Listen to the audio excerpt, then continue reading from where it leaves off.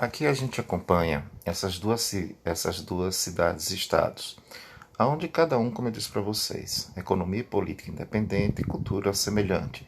Em Esparta, o deus principal, vocês imaginam, né? Ares, o deus da guerra, e em Atenas, a deusa da sabedoria, Atena. Então, dentro desse processo daqui, a gente já tem algumas semelhanças e diferenças. Em Esparta, a gente tem uma oligarquia, uma diarquia, dois reis, uma sociedade extremamente militarizada.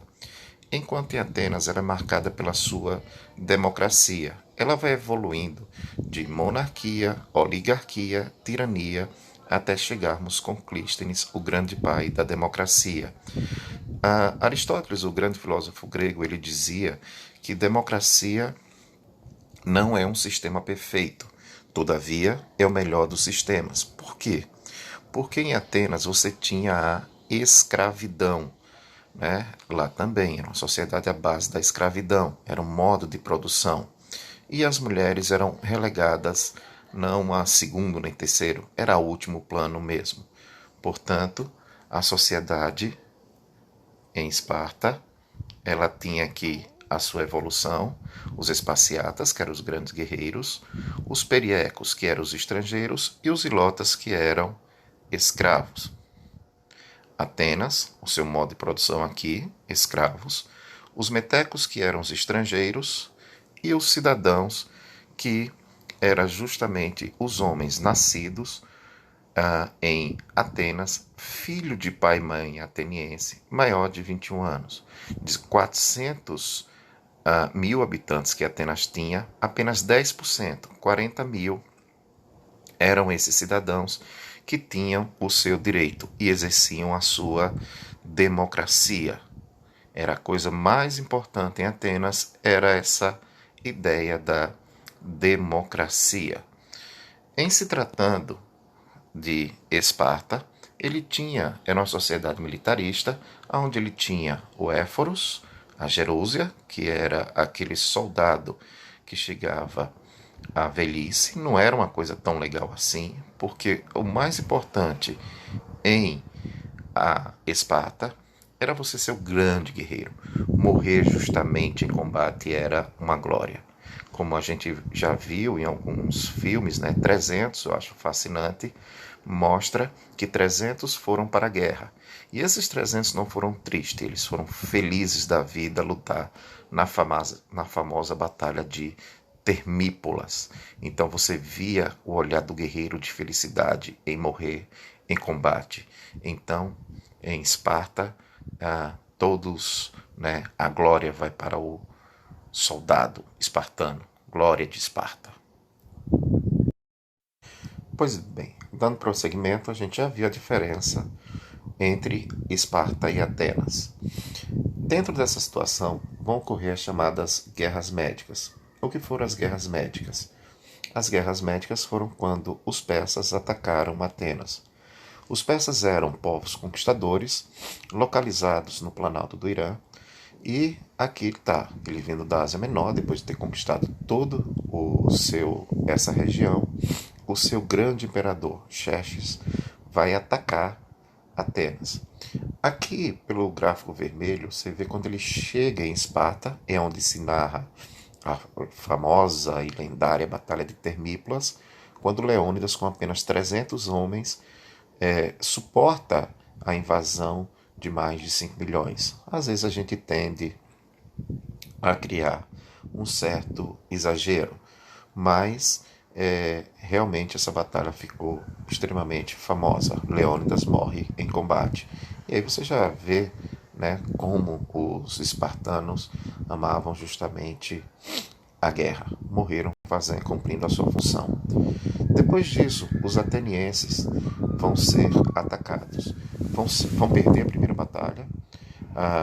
Tem inclusive um filme também, a continuação de 300, que é a Ascensão do Império. Quando ele fala Ascensão do Império, ele está se referindo a Atenas, onde o seu grande guerreiro Temístocles luta. Daí você já vê até uma diferença se você puder ver esses dois filmes.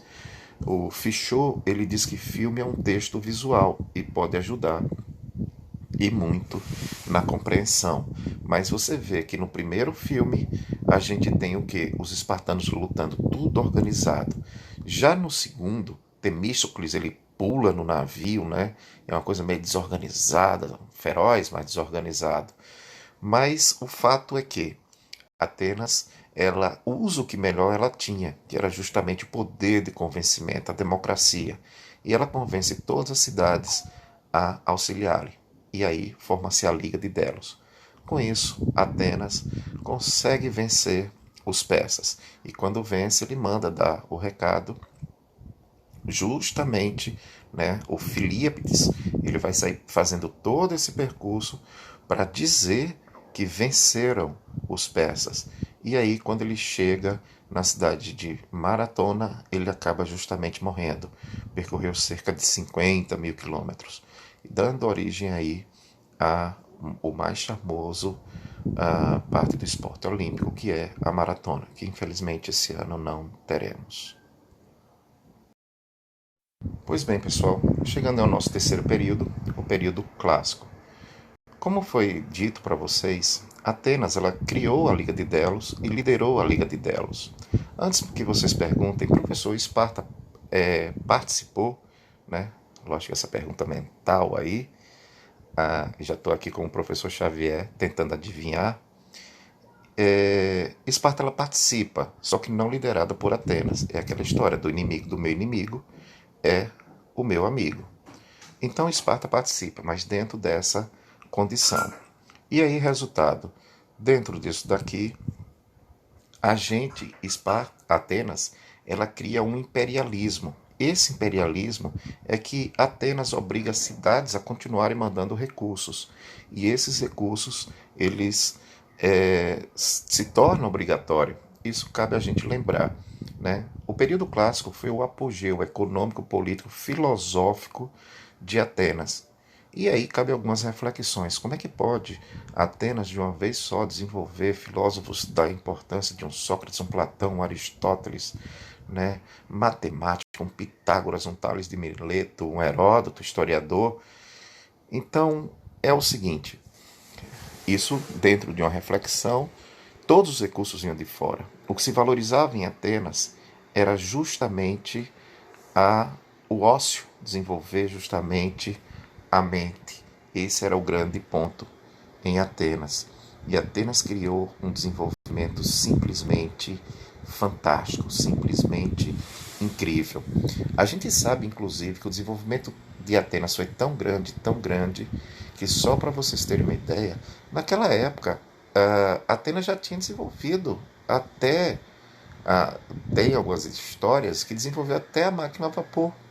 Mas por que utilizar outro ponto se a mão de obra era escrava? Então não havia necessidade. Mas o fato é que Atenas realmente se tornou todo o seu desenvolvimento e ela vai expandir o seu domínio cultural para outras civilizações, mas graças ao recurso que vinha de outros. E aí, com isso, o que acontece? Obviamente que você sabe que quem não vai aceitar isso é Esparta. E aí, Esparta, que está pelo gráfico de vocês, dá para ver a região do Peloponeso, Esparta acaba enfrentando Atenas na famosa Guerra do Peloponeso. Um lidera o pessoal, né, mais próximo a Atenas, a Delos, e a Esparta, a região do Peloponeso. E com isso tem a famosa guerra, que acaba enfraquecendo as duas cidades. E aí, vindo do norte, você pode acompanhar aí com esse tracinho vermelho, os macedônicos aproveitam essa fragilidade dessa guerra interna que deixou todos desconfiados e fragilizados, e a Macedônia com seu rei Filipe da Macedônia invade e acaba dominando, com seu filho lutando com apenas 18 anos na Batalha de Crimeia e vencendo. Filipe da Macedônia, assim que ele conquista a Grécia, ele morre. E aí, o seu reino vai ficar entre os seus filhos, sendo que, segundo a lenda, Alexandre ele reúne todos os seus irmãos e acaba envenenando-os. A gente coloca que isso daí foi a própria mãe de Alexandre que envenena os meio-irmãos.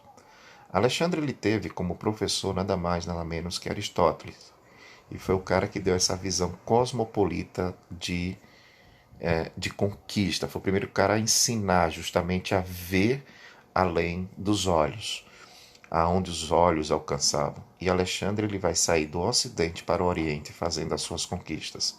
Alexandre ele conquistou os persas dentro da própria Pérsia, o que era tido como impossível. Alexandre ele tinha um fato de conquista diferente. Quando ele conquistava, ele não destruía, ele aperfeiçoava, ele incorporava a cultura. E aí acabou surgindo uma concepção cultural chamada de cultura helenística, onde há a fusão da cultura grega ocidental mais a cultura oriental. E aí, pessoal, a gente termina essa parte e vamos adentrar justamente na cultura grega. Pessoal, a cultura grega, ela é realmente fascinante. A gente tem de uma religião que nos marca, né, uma religião politeísta. Aí tem a fachada do Paternum e a gente tem todo o desenvolvimento que os gregos eles aperfeiçoaram ao longo dos tempos. Para isso vão seguir alguns vídeos para você sobre a Grécia em loco. Obrigado, abraço a todos.